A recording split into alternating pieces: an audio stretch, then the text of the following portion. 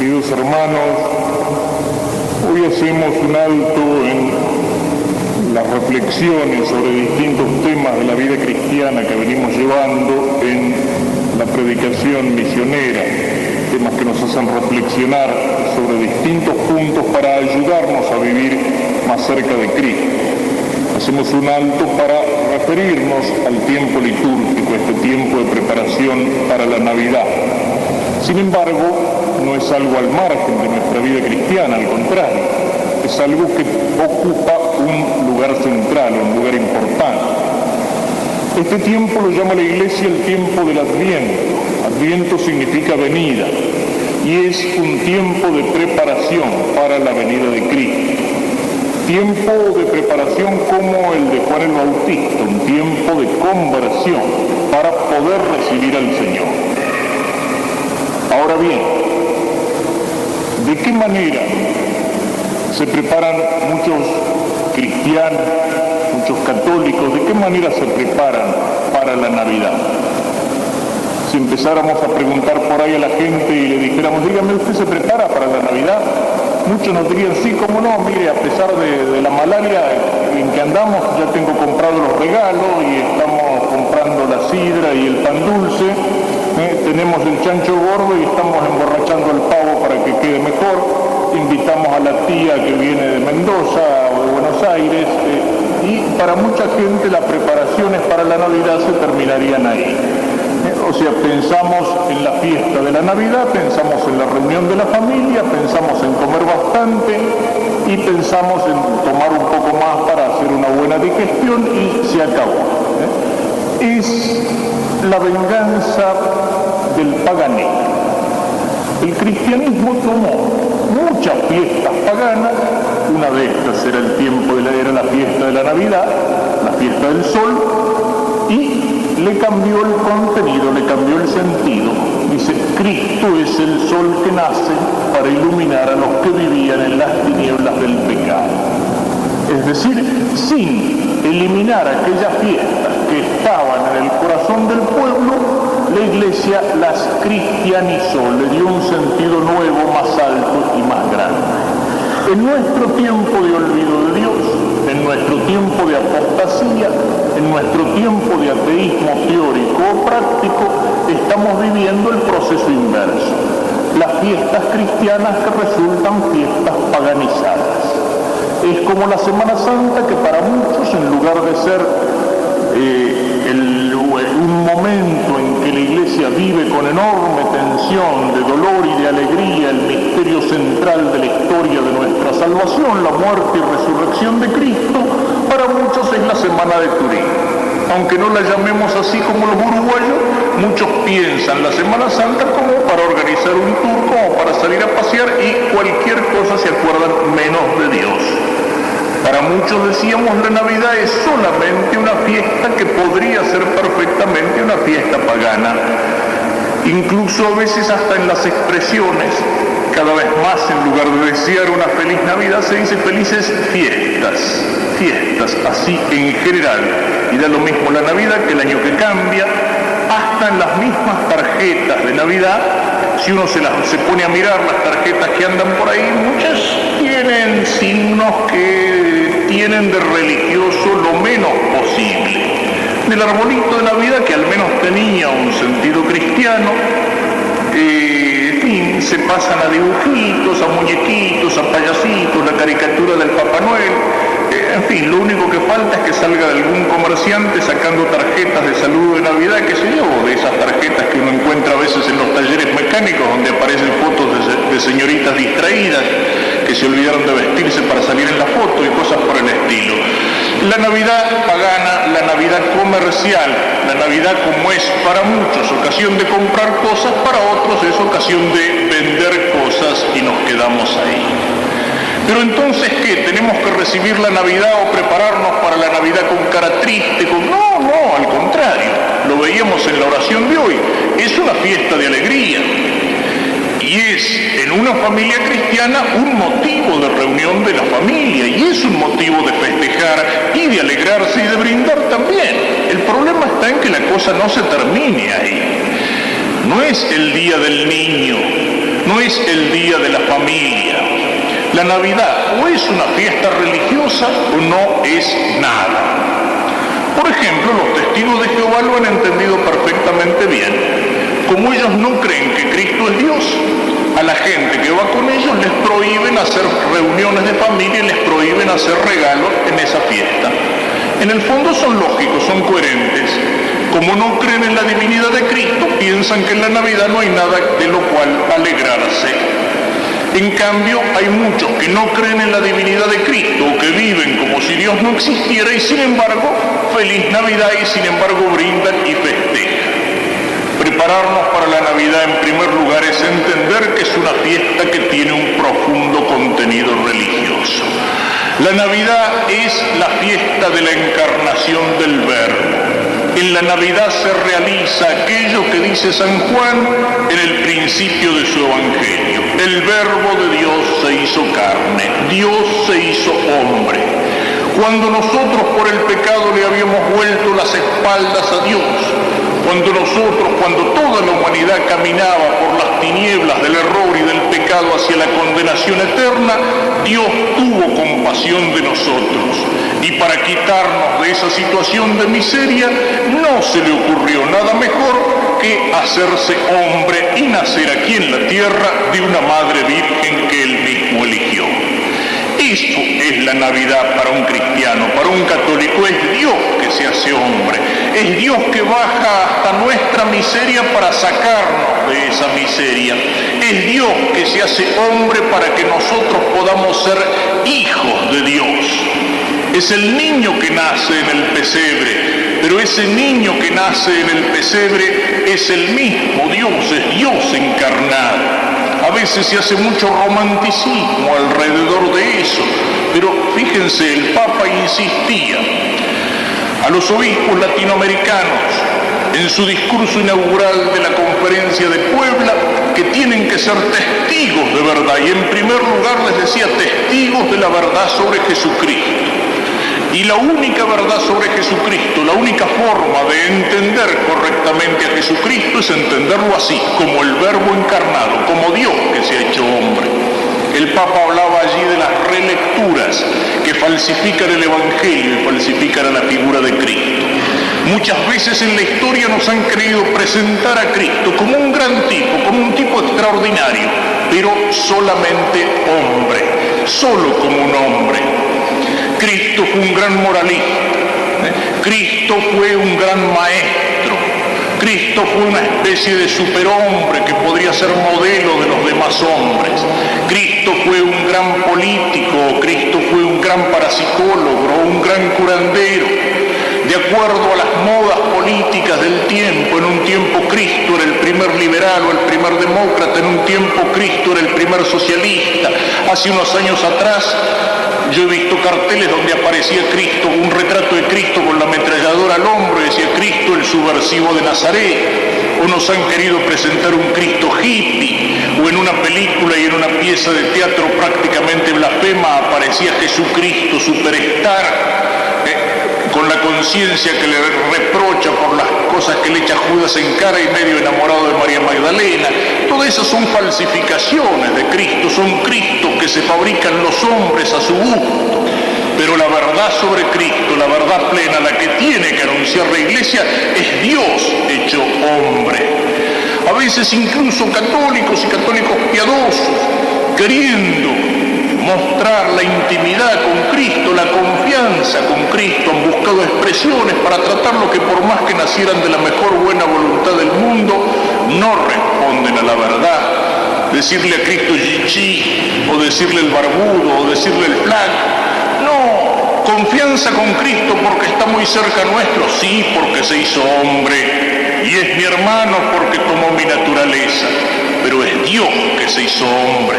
Cristo es mi hermano, es mi amigo, pero Cristo también es el Señor. Mucha confianza porque está muy cerca, pero al mismo tiempo enorme respeto y adoración, porque al nombre de Cristo, dice San Pablo, se dobla toda rodilla en el cielo, en la tierra y en los infiernos, y toda lengua confiesa que el Señor Jesucristo está en la gloria del Padre. Ese es el misterio tremendo.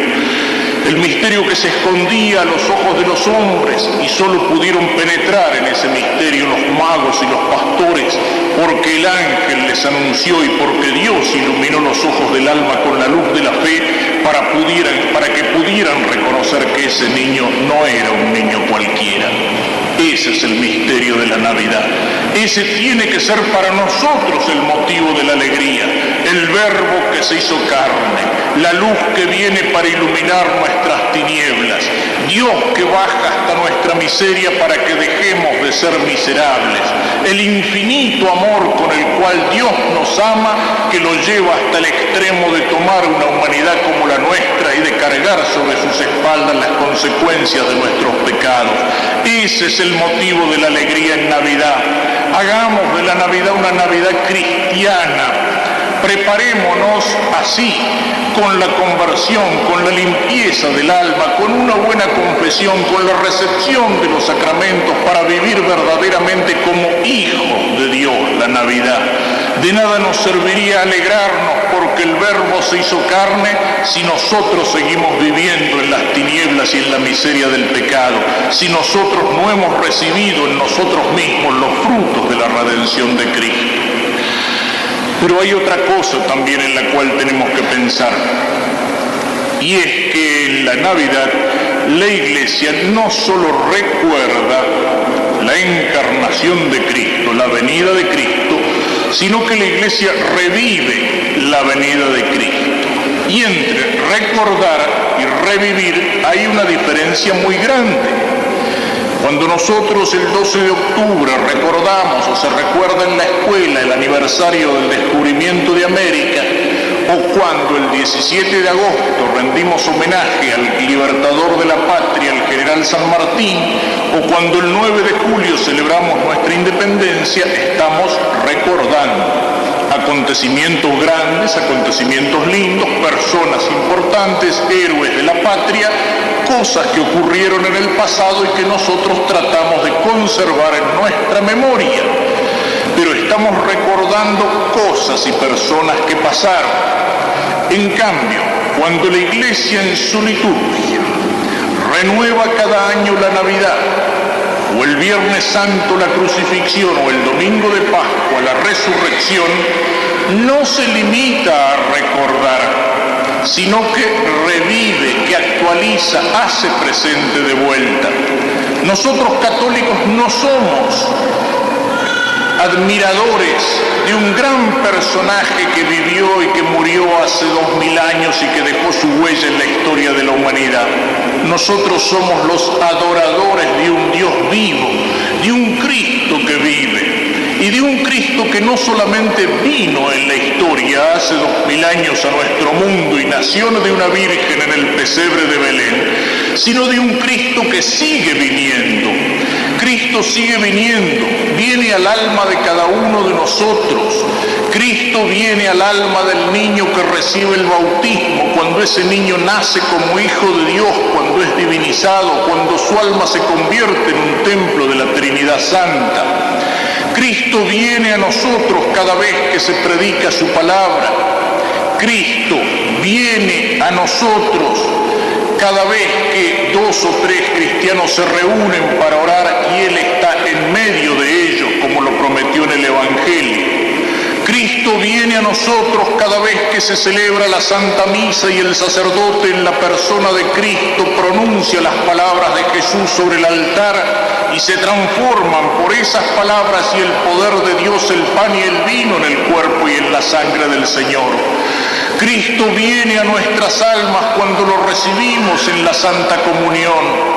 Cristo viene a nuestras almas cuando nuestra alma muerta por el pecado recibe la absolución en el sacramento de la reconciliación y empezamos a vivir nuevamente la vida de la gracia y la limpieza que teníamos en nuestra alma en el día del bautismo.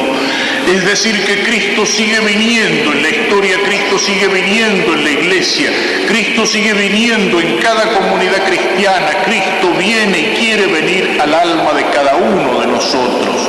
Y entonces la Navidad no es solo el recuerdo de alguien que vino, sino que es la presencia de alguien que continúa viniendo y estando en medio de nosotros. aunque a veces lo desconozcamos.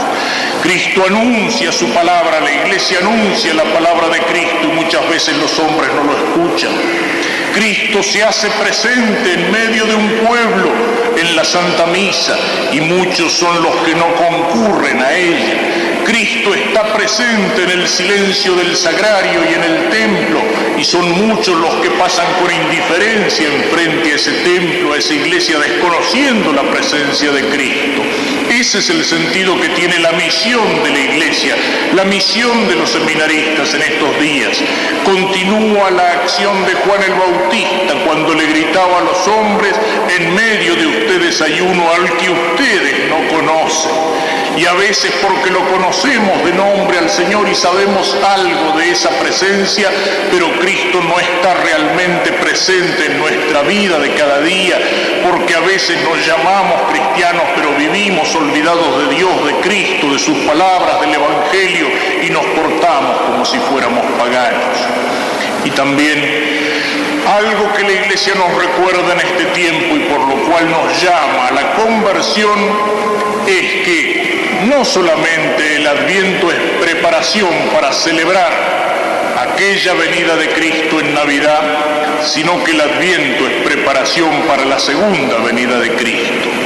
Cristo vino una vez en la historia, Cristo vino en el silencio del pesebre, Cristo vino en la pobreza, Cristo vino desconocido, ignorado, la luz que vino a las tinieblas y las tinieblas no lo recibieron. Pero Cristo vendrá una segunda vez, y Cristo vendrá, como lo rezamos en el credo, como nos dicen sus palabras en el Evangelio, sobre las nubes del cielo, es decir, con toda la gloria y el poder de Dios. Y Cristo vendrá para juzgar a los vivos y a los muertos, es decir, para separar a aquellos que tienen en su alma la vida de la gracia de aquellos que están muertos por el pecado, en el juicio que será la victoria definitiva de Dios sobre el mundo. ¿Cuándo vendrá? No lo sabemos. La Iglesia Católica no se detiene o se entretiene como algunas sectas, como los adventistas, como los testigos de Jehová, en descifrar las profecías de Daniel, por ejemplo, para tratar de poner fechas exactas que siempre se han mostrado mentirosas. Los testigos de Jehová al menos 7 veces anunciaron la venida de Cristo, la última vez en 1975. La Iglesia toma las palabras de Cristo y Cristo dice: vengo pronto. Pero al mismo tiempo sabe, como lo dice San Pedro en su carta, que para Dios 1000 años son como un día, que el tiempo de Dios es distinto del nuestro. El vengo pronto de Cristo no está dicho para que nosotros nos pongamos a hacer cálculos acerca de cuándo va a ser el fin del mundo o la segunda venida o el juicio final. Está hecho para que nosotros vivamos preparados. Por eso el Señor dice: vengo como el ladrón. El ladrón en general no avisa, no llama por teléfono para decir: disculpe señora, esta mañana voy a pasar a las 3 de esta noche, voy a pasar eso a las 2, 3 de la mañana para robar por su casa entrando por la puerta de la cocina. El ladrón cae de sorpresa y eso es lo que nos dice Cristo: vengo como el ladrón, es decir, en cualquier momento. ¿Para qué sirven todos esos cálculos sobre el fin del mundo si tenemos una realidad en la cual muy pocas veces pensamos? Que el fin del mundo para cada uno de nosotros es el momento de nuestra propia muerte. Y que en el momento de nuestra propia muerte nos vamos a encontrar con Cristo. Y Cristo nos va a preguntar, es decir, nos va a hacer rendir cuenta acerca de cómo hemos vivido aquí en la tierra. Cómo hemos vivido nuestra condición de cristianos, de hijos de Dios. Cómo hemos cumplido con sus mandamientos y con sus enseñanzas del Evangelio. Y para eso es lo que tenemos que estar preparados. Para eso es lo que tenemos que estar preparados. ¿Qué me interesa cuándo es el fin del mundo si yo salgo de este mundo en su presente condición en el momento de mi muerte? Ahora, eso sí, cuando la Iglesia nos recuerda estas verdades, no lo hace para amargarnos la vida. Cuando uno va transitando por un sendero de montaña o por un camino de cornisa con el auto y encuentra un cartel que advierte: cuidado, precipicio, el camino se termina, cuidado, desmoronamientos, ese cartel no se pone para asustar a la gente que transita por el camino. Al contrario, el cartel está puesto para que uno no se caiga por el precipicio. Cuando la Iglesia nos recuerda la muerte, cuando nos recuerda el juicio, cuando nos recuerda el juicio final o la venida de Cristo, no lo hace para asustarnos, lo hace para que vivamos prevenidos. Ese es el llamado a la conversión en este tiempo. ¿Quién puede tener miedo del encuentro con un juez que es infinitamente sabio, bueno, misericordioso? ¿Quién puede tener miedo de ese encuentro? Solamente el que no tiene la conciencia tranquila, solamente el delincuente, solamente aquel que no tiene todas las cosas en regla.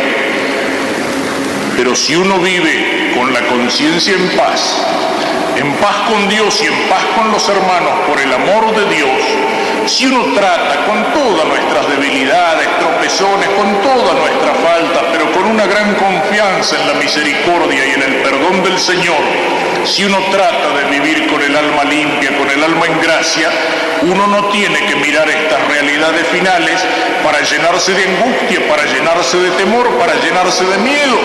Todo lo contrario, uno tiene que desear esa venida de Cristo.